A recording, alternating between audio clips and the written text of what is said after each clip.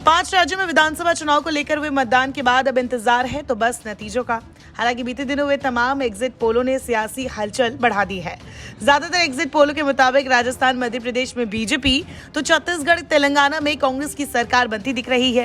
वहीं मिजोरम में हंग असेंबली के आसार है। 30 नवंबर को जारी 8 प्रमुख न्यूज ऑर्गेनाइजेशन और सर्वे एजेंसियों के पोल ऑफ पोल्स से ये बात सामने आई है।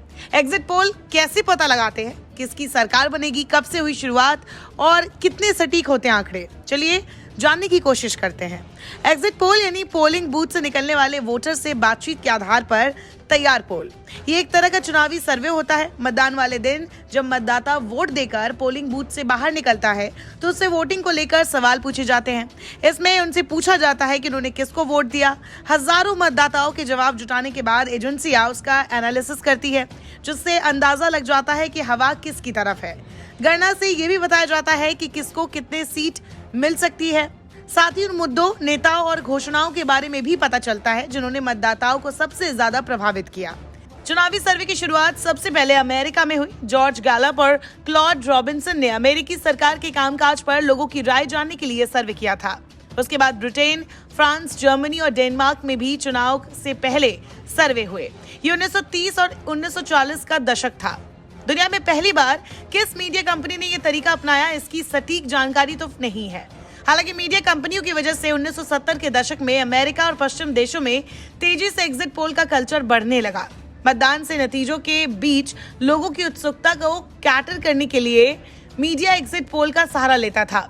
अब बात करें भारत की, तो भारत में एग्जिट पोल की शुरुआत Indian institute of public opinion यानी कि IIPU के तत्कालीन प्रमुख एरिक डी कोस्टा ने की थी। 1980 के दशक में भारत में पहली बार राष्ट्रीय स्तर पर एग्जिट पोल को लेकर पॉलिटिकल एक्सपर्ट्स प्रणव रॉय और यूके के पॉलिटिकल एक्सपर्ट डेविड बटलर ने मिलकर काम किया।